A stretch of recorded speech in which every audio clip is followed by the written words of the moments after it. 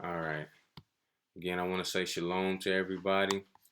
All praises to the Most High for gathering us together and keeping us safe in these treacherous conditions that have been dealt us with the weather. Today we'll be going into a lesson titled 10 Tribes, History and Legend. And the tribe that we will be dealing with specifically today is Naphtali. All right. A lot of times we deal so much with the southern tribes, being that we are part of those southern tribes and we're very familiar with the history of the southern tribes. Um, it's also critical and important to go into these other tribes so that we can learn more about our family and our history as well. Mm-hmm. So let's start off in Genesis chapter 49, verse 21.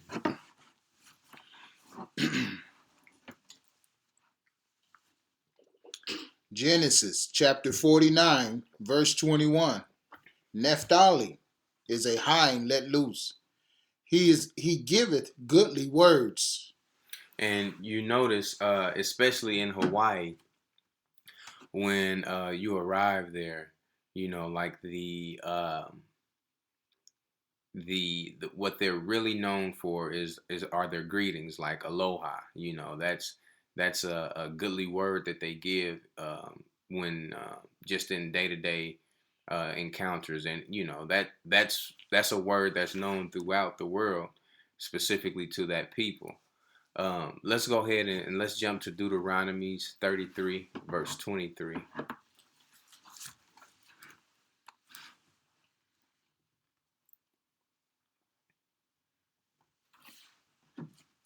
Deuteronomy chapter 33, verse 23.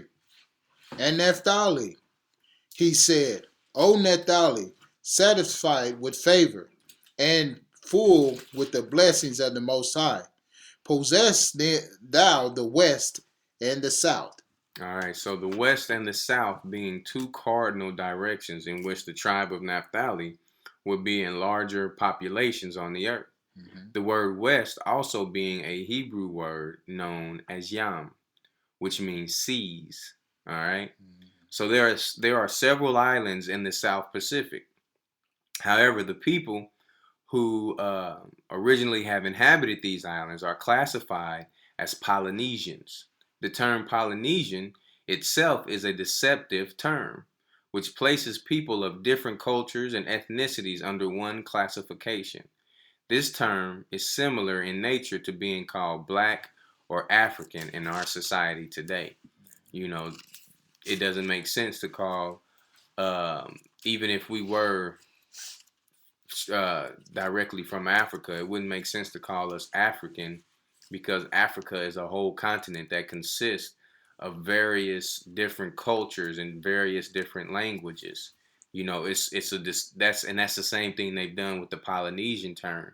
It's very deceptive because it doesn't narrow down um, specifically what part of Africa or what part of the islands that you come from. You know what I'm saying? And if more than anything, it just leaves a bigger question mark, especially even the term black. All right. Mm-hmm. So the original inhabitants, though on different islands, speak similar languages and have similar legends and gods that they worship. Mm-hmm. There are several notable legends, such as the legend of Nu'u. Nu'u was a man who built an ark in order to survive a great flood. Mm-hmm. And you'll notice this not just with the Polynesians, but even dealing with Gad and dealing with some of the people of South America. When you go into their history, they will have they will have stories that coincide with the Bible, even though they may not use the same names. Like it won't say Noah's Ark, or it won't say David and Goliath, or it won't say Adam and Eve. The stories, they coincide with Scripture. They coincide with the Bible. The stories of creation oftentimes will coincide. All right. So here we have the Polynesians who have a legend of Nu'u concerning the Great Flood in an ark. There is also a story on Easter Island of a race of beings that came to the island and made war with the inhabitants of the island. Uh, these these beings were said to have large jaws and distinctively long ears. Those who aren't familiar with Easter Island, what makes them notable in modern times is these sculptures that were found on Easter Island. Mm-hmm. There's these huge heads. Um, the heads are larger than individuals in scale by quite a ways. Mm-hmm. And I was reading or looking at something, and it comes to find out that the head is not even the whole structure. For so long, they assumed that it was just the head, but the body of the sculpture has been buried underground, so it's even bigger than it appears. But for those who aren't familiar with Easter Island, go ahead and take note of it, and go and look at the Google it. It's easy to research, it's well known. Take note of it, go and do your homework and look up this island and look at the statues that were found on this island. They were very similar to what's being described here, with large jaws and distinctively long ears. Okay, so the what we're speaking of here is that there's a story of on Easter Island of a race of beings that came to the island and made war with the inhabitants of the island. These beings were said to have large jaws and distinctively long ears. The description of these beings is incredibly similar to the large statues. Um, they were called Moi. I may not be pronouncing it all the way correct, but they were called Moi. And on the island, which are of unexplained origin, like they can't explain where they came from. Very similar to the different structures throughout the world that have been built, like Stonehenge, the pyramids, whether they be the pyramids of Egypt or the pyramids of the South Americas. When you look at them, modern day, they cannot explain how these structures were built in the time that they were built. Mm-hmm. They can't explain a lot of things about them. Sometimes in dealing with these ancient structures, they can't explain how they moved the material that was used from its origin to the point that it stands today. All right. So make sure you look into the Easter Island, and if you're not familiar with it. But the legend states that these beings were wiped out by the island's inhabitants. One of the areas in which a large amount of these statues are erected is known as Enakina. So with that being said, let's go to Numbers chapter 13. Chapter 13, verse 32. So we're talking about a statue that is built of abnormally large, and it's referenced to on this that were built on an island abnormally large, and that references a history or a story of the past of a beings that were giants, for lack of a better word. And so now we're going to go into scripture and look at these beings that were referred to as an Anakina. Go ahead. Numbers chapter 13, verse 32. And they brought up an evil report of the land which they had searched unto the children of Israel, saying, the land through which we have gone to search it, it is a land that eateth up the inhabitants thereof. And all the people that we saw in it are men of a great stature. So it's speaking of when Israel sent men to go spy the land. Mm-hmm. When they went and spied the land, they came back with a report of these beings that were of great stature. And what that means is that they were large. They were abnormally large. And that these beings, they ate the inhabitants. They eat people. Mm-hmm. They were man-eating giants. Continue. Verse 33. And there we saw the giants, the sons of Anak. Anak. Anak. Okay, so we have the sons of Anak. Now, the giants I had just referenced a minute ago, even though my pronunciation of it may be off, or so because I'm not pronouncing it correctly, I'm gonna spell it so you can see the resemblance. Mm-hmm. The island of Easter Island, the inhabitants there were referred to as a place called Anakina, which is spelled Anakena. Now, here in Numbers chapter 13, verse 33, we're looking at the giants who were the son of Anak, which is Anak. All right, continue reading. Verse 33. And there we saw the giants, the sons of Anak, which come of the giants. And we were in our own sight as grasshoppers. And so we were in their sights. All right, so we see the resemblance here. The name Easter Island is a cover up as well. For the real name it was given. Mm-hmm. The real name it was given was Pasak Elan by a Dutch explorer by the name of Jacob Roggeveen. And this was in 1722 AD. Mm-hmm. So we know the word Pa'ask is of Hebrew origin. Mm-hmm. And it's the same word that is when we read the scripture, when we're reading in the New Testament, and it says Easter, the one time that the Bible refers to Easter, when you chase back the origin of that word, it's a Greek word that derives from the Hebrew word Passover. All right.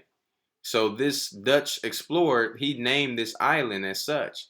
So properly translated, the word Pesach translates to the Hebrew word um, uh, the word Pa'ask translates to the Hebrew word Pesach, which means Passover.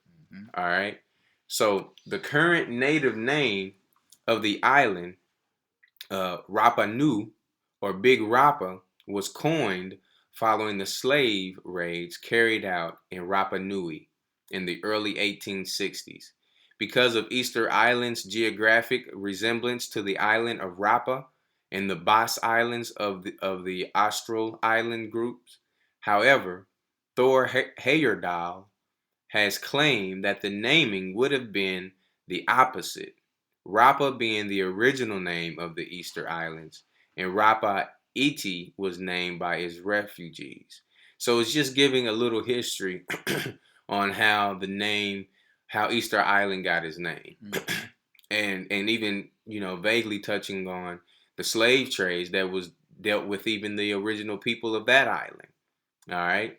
Other resources have no doubt that its people, their culture, and its environment were destroyed to all intents and purposes by European slave traders.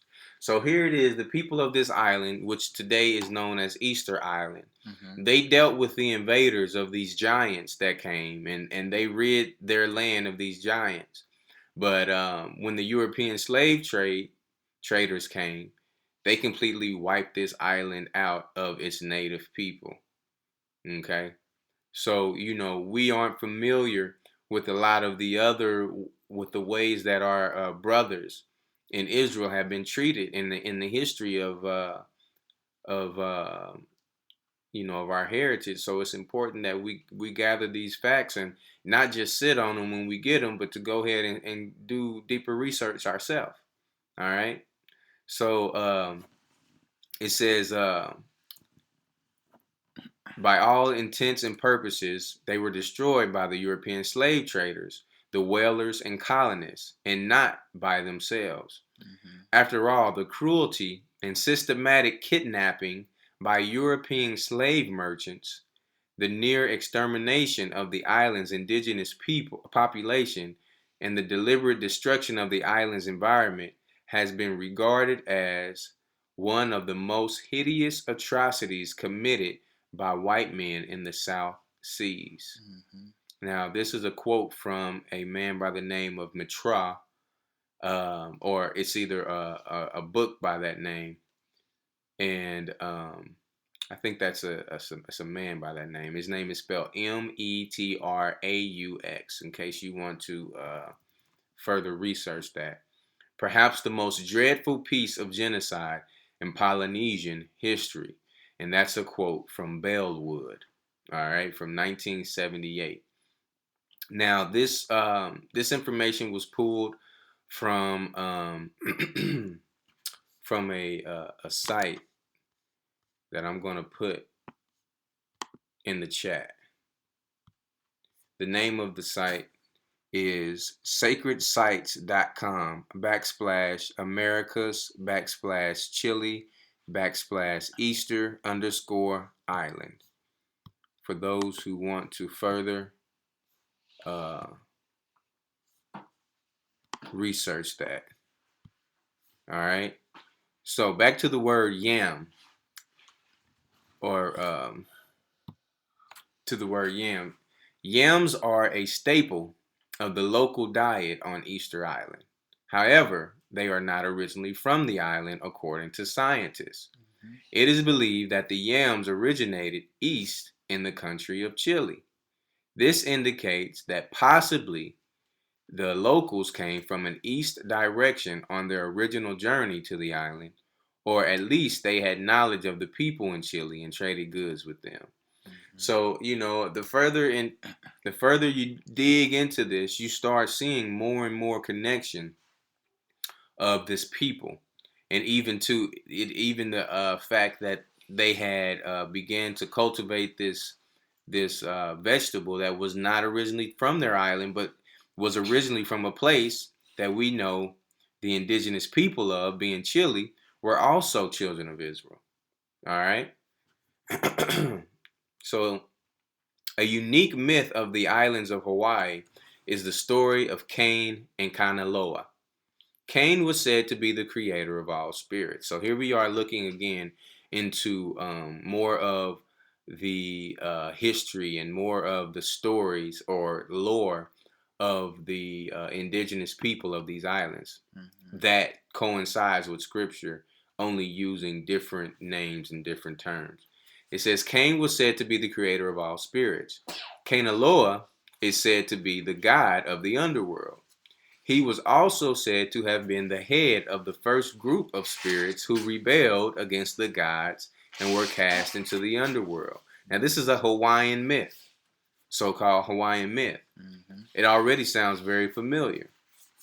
It says the eye of Kanaloa is an esoteric or secret symbol associated with that god in a New Age Huna practices.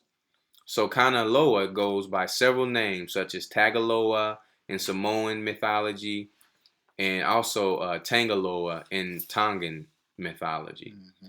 Several Polynesian legends speak of a great migration from a homeland towards the rising of the sun. Mm. So, you know, all these things are not coincidental.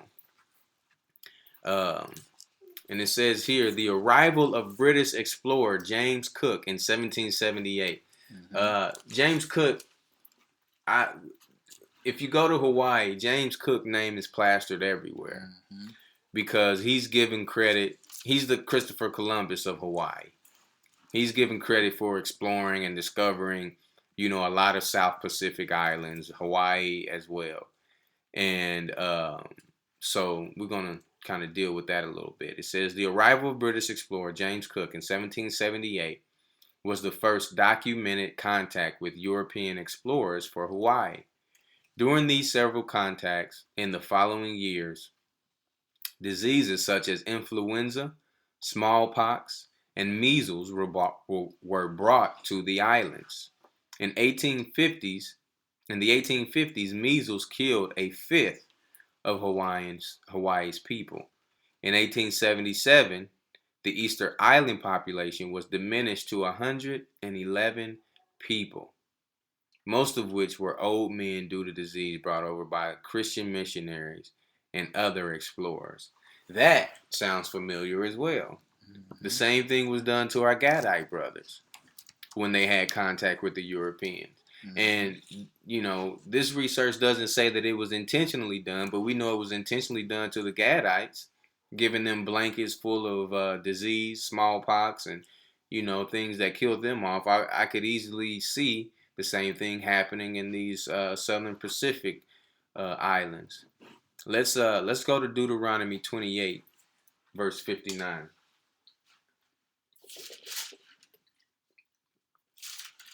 Deuteronomy chapter 28, verse 59. Then the Most High will make thy plague wonderful, and the plagues of thy seed, even great plagues, and of long continuance, and sore sickness, and of long continuance.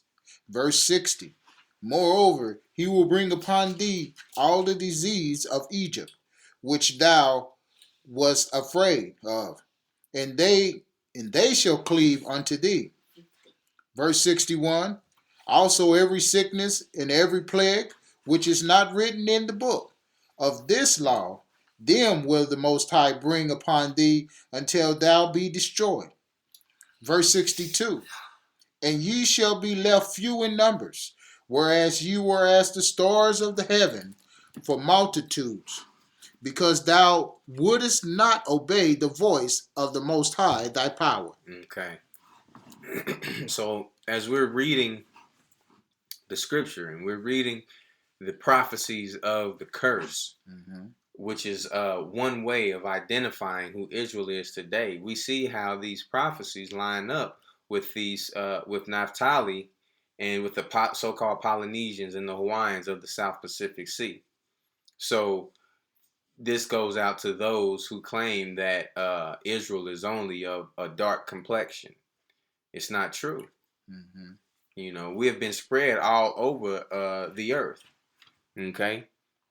One other thing before I forget that you might want to look into is a key phrase to research is blackbirding.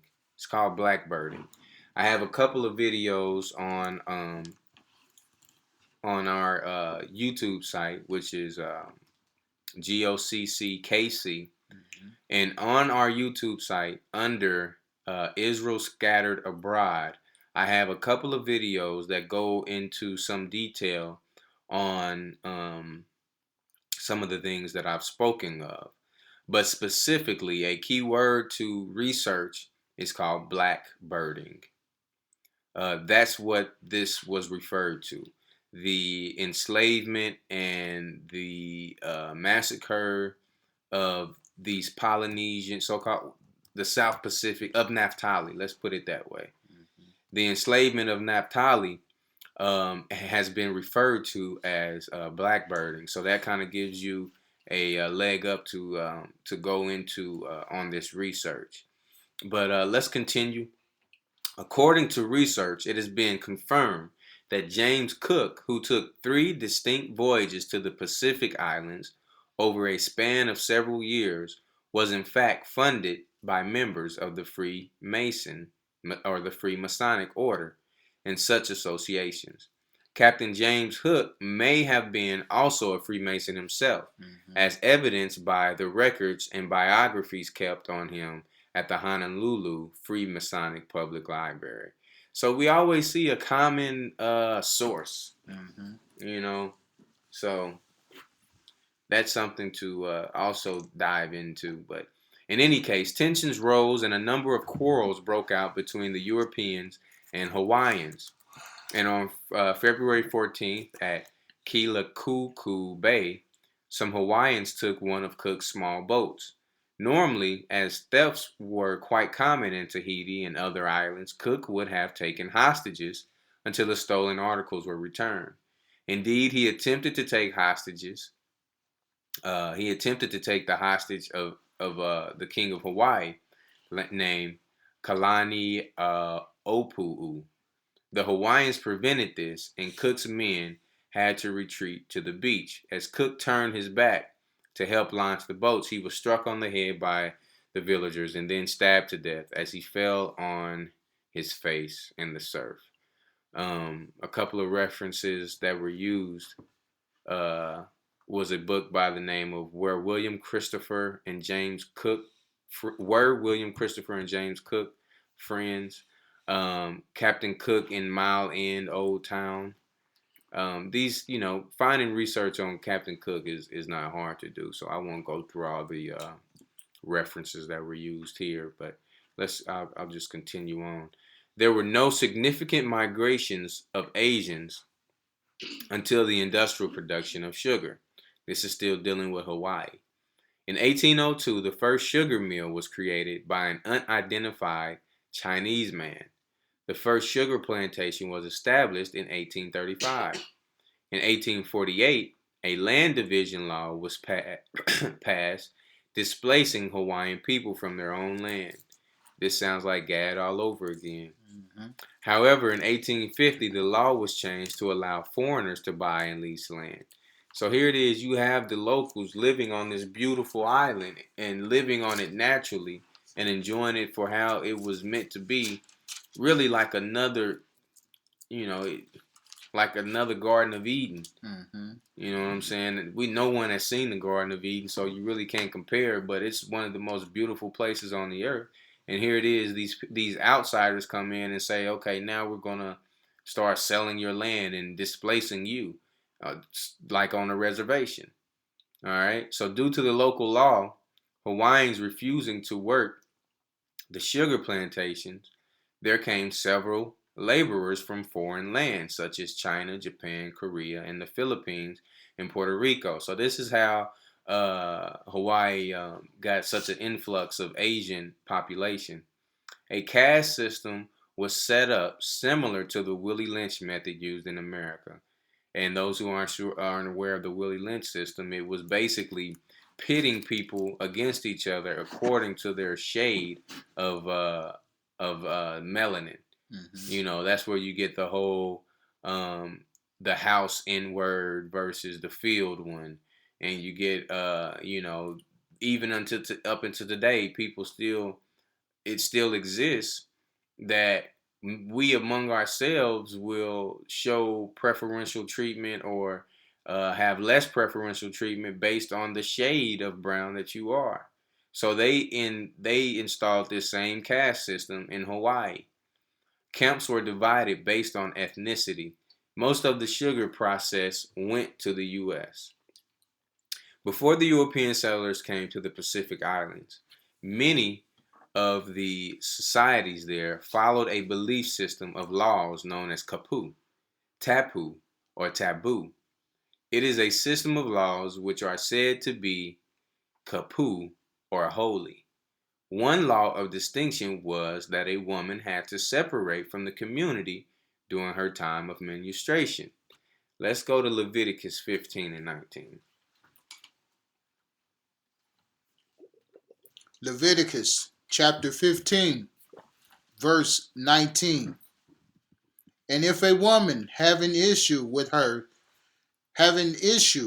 and her issue is her flesh, in her flesh be blood, she shall be put apart 7 days. And whosoever touches her shall be unclean until that eve. And so we know that it's speaking, when it's saying have an issue, in her flesh be blood, it's speaking of the woman's menstruation process. Go ahead. Verse 20. And everything that she lieth upon in her separation shall be unclean. Everything also that she sitteth upon shall be unclean. So at this time, whatever a woman sits on, lays on, and even touches is considered unclean. So there was a law set up to prevent those who would encounter her from being unclean as well. We're going to go into it. Go ahead.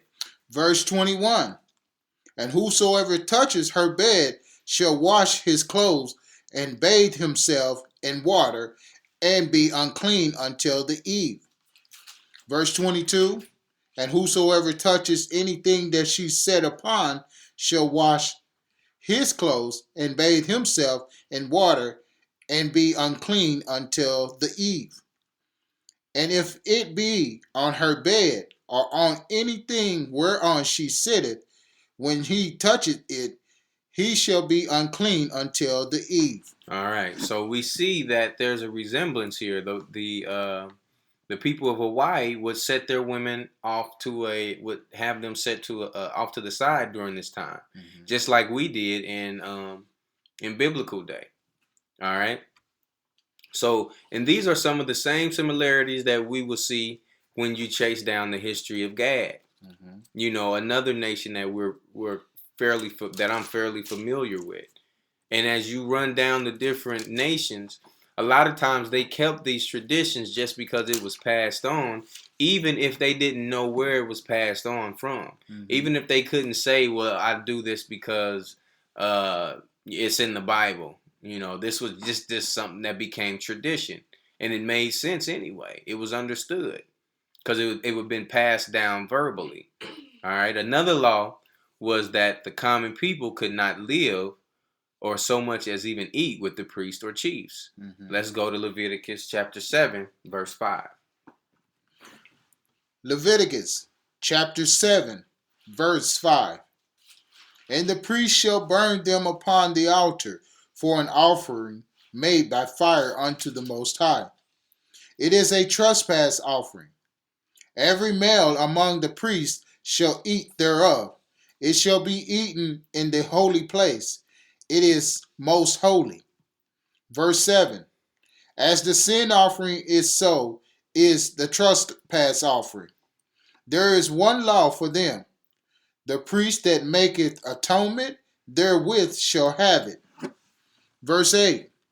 And the priest that offer any man's burnt offering, even the priest shall have to himself the skin of the burnt offering which he hath offered. And what it's referring to is when a man would bring an offering to the priest, that it be offered up as a sin offering, which was some sort of edible meat, some clean meat.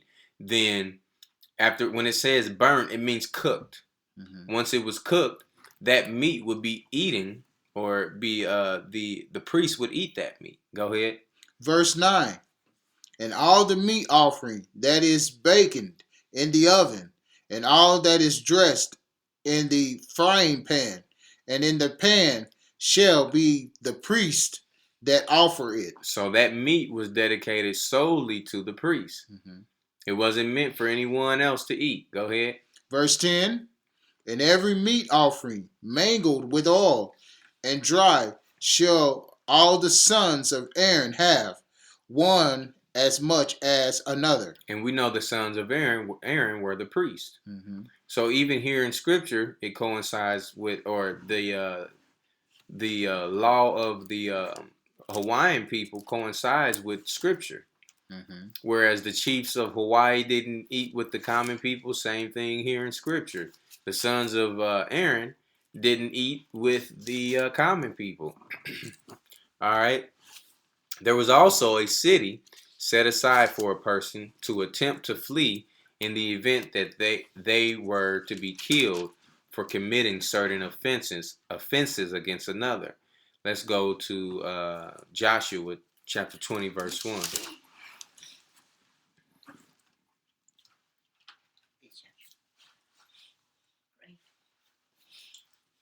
Joshua chapter 20, verse 1.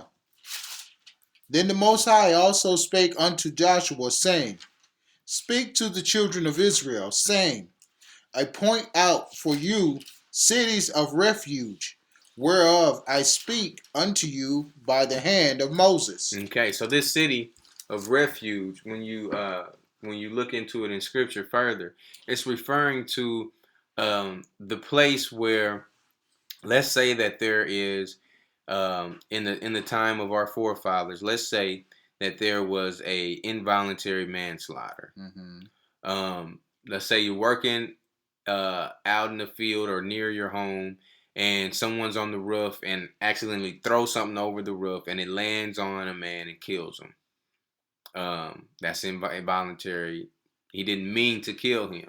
Well, they had a place that's called a city of refuge, where that person that accidentally may have killed someone would go, because in the grieving of the death of that person, the family would look for blood, eye for eye, tooth for tooth. Mm-hmm. So these cities of refuge would be a place to where that person who accidentally may have killed that man could go and be safe until he was judged by the judge or the priest or whoever was sitting in that position.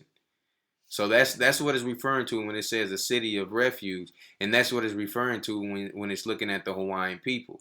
Continue reading. Verse 3. That the slayer that killeth any person unawares and unwittingly may flee thither, and they shall be your refuge from the avenger of blood. Verse 4. And when he that doeth flee unto one of those cities shall stand at the entering of the gate of the city, and shall declare his cause in the ears of the elders of that city, they shall take him into the city unto them, and give him a place, that he may dwell among them. Okay, so him leaving where he's from, he would go to the city that was considered the city of refuge, and he would yell to the elders and explain why he's there and what happened. And once they hear him, they would bring him in. Go ahead. Verse 5. And if the avengers of blood pursue after him, then they shall not deliver the slayer up into his hand, because he smote his neighbor unwittingly, and hated him not before time. And see, this is funny because it reminds me of a movie I just saw not too long ago called Lone Survivor.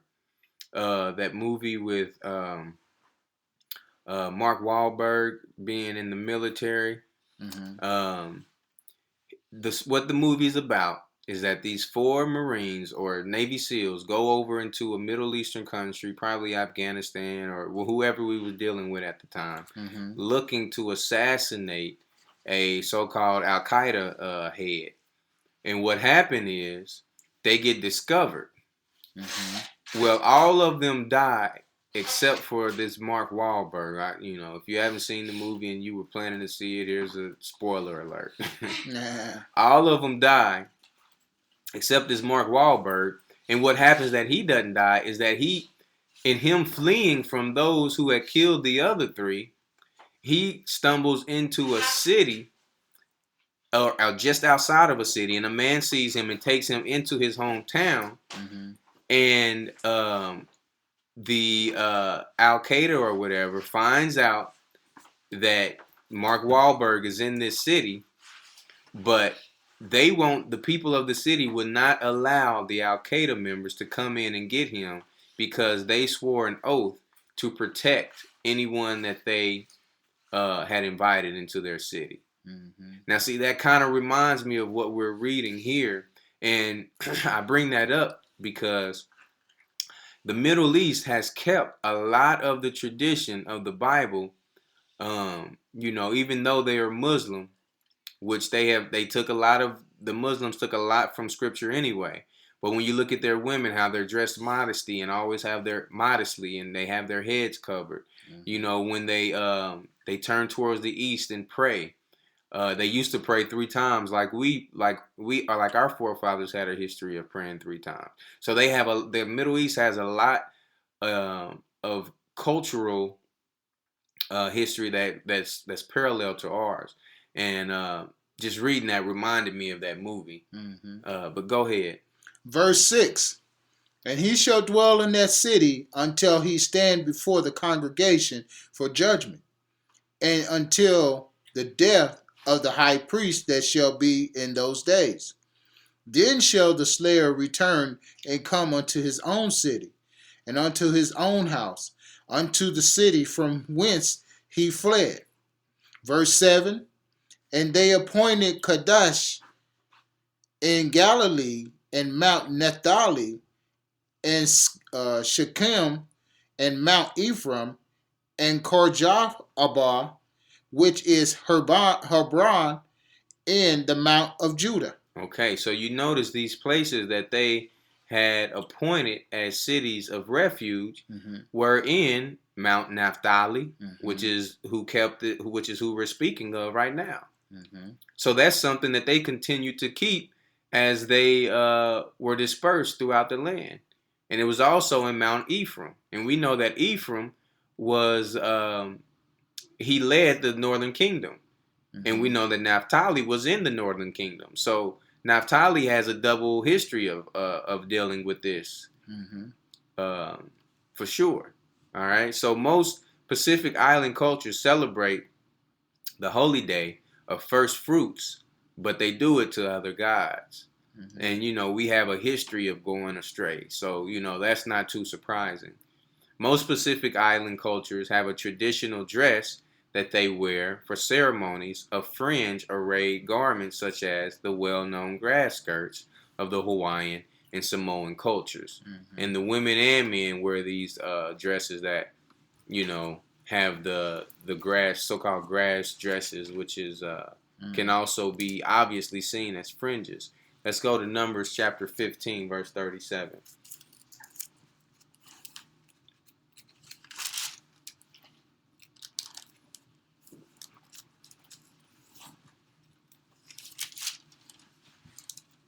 Numbers chapter 15, verse 37. And the Most High spake unto Moses, saying, Speak unto the children of Israel, and bid them that they make them fringes in the borders of their garments throughout their generations, and that they put upon the fringes of their borders a ribbon of blue. All right. So we can even see a a trail of this lasting even from uh, biblical days to now. Mm-hmm. The native Maori language name for New Zealand is Aotearoa, translated as the island of the long white cloud. As the story goes, the Polynesian explorer named Kupi found New Zealand by being guided by a long white cloud in the course of the day and by a long bright cloud at night. How familiar does that sound? Mm. That sounds like what guided us out of Egypt. Mm-hmm. All right. That was referenced out of Wikipedia. When you look up Maori migration canoes, that's where this was came from, and I'll also put this in the chat bar for anyone who may want to further check that out. Again, it's called Maori, which is spelled Maori, migration canoes. Let's go back to the scripture after that tidbit. Let's go to Exodus 13 and 19. Exodus chapter 13, verse 19. And Moses took the bones of Joseph with him, for he had straitly sworn the children of Israel, saying, The Almighty will surely visit you, and ye shall carry up my bones away hence with you. Verse 20. And they took their journey from Succoth, and encamped in Etham, and in the edge of the wilderness. And the Most High went before them by day in a pillar of a cloud, to lead them the way, and by night in the pillar of fire, to give them light to go by day and night. Okay, and even let's see.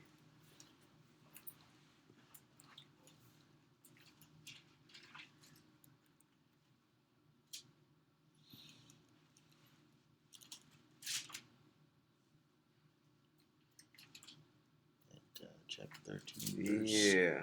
Okay, this is what I'm looking for here.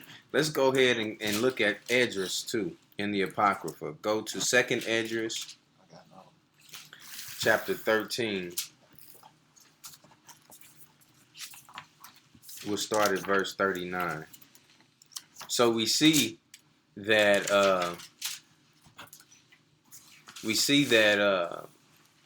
this explorer of the South Pacific Island, so-called Polynesian, he discovered New Zealand by following a cloud by day and a bright cloud by night.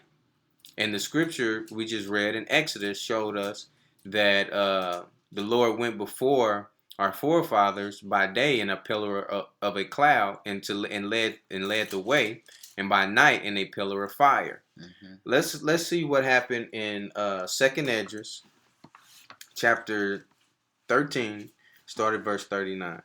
Second Esdras chapter 13, verse 39. And whereas thou sawest that he gathered another peaceable multitude unto him, those are the 10 tribes which were carried away prisoner out of their own land in the time of Osei the king, whom Salmanassar the king of Assyria led away captive, and he carried them over the waters, and so came they into another land. We know that King Hosea was the king of the northern kingdom at the time that this happened. Salmanassar was the king of Assyria, which took the 10 tribes. Mm-hmm. Go ahead. Verse 41. But they took this counsel among themselves, that they would leave the multitude of the heathen, and go forth into a further country, where never mankind dwelt. Okay, so the 10 tribes, once they were taken by King Salmanassar into Assyria, once they got there, they decided that they were going to leave and go to a place where never mankind had dwelt. Go ahead. Verse 42. That they might there keep their statutes, which they never kept in their own land. So they decided, all right, these things have come upon us because we haven't been keeping the statutes that we said we would keep. Let's go somewhere separate from where we are now so that we can get back to the laws that we weren't keeping in our own kingdom. Go ahead. Verse 43. And they entered into Euphrates by the narrow passage of the river. For the Most High then showed signs for them. The Most High then what? Showed signs. He showed signs. Go ahead. For them, and held still the flood till they were passed over. So he showed signs to Moses. He showed signs to the 10 tribes. Mm-hmm. And obviously he showed signs to the so-called Polynesians. Mm-hmm. All right. And go ahead and read verse 45. Verse 45. For through that country there was a great way to go, namely of a year and a half. And the same region is called Asariath, which means land or earth. All right. So, go ahead and read 46 too. Verse 46. Then dwelt they there until the latter time, and now when they shall begin to come. All right. Go ahead and let's jump to John 8, chapter 8, verse 32. So we see, as we look at the history of this people that we call Polynesian, or that we call Hawaiian, or that we call South Pacific Islanders, that when you go into their history and you go into their heritage, that their history and heritage has some very similar characteristics as do the 10 tribes of Israel that were so-called lost. Mm-hmm. So it's good to be able to show and to know for yourself. So even when you're visiting with a brother that is of this ancestry, that you can show him himself in the Bible. Mm-hmm. So that we just not get so focused solely on the southern kingdom. Go ahead. St. John chapter 8, verse 32. And ye shall know the truth, and the truth shall make you free. All right. So that is ultimately what's of the most importance, is that we know the truth, and that the truth shall set us free. Mm-hmm. That's what I have for today's lesson. I give all honor and praise to the Most High, which gives all understanding and gives all truth.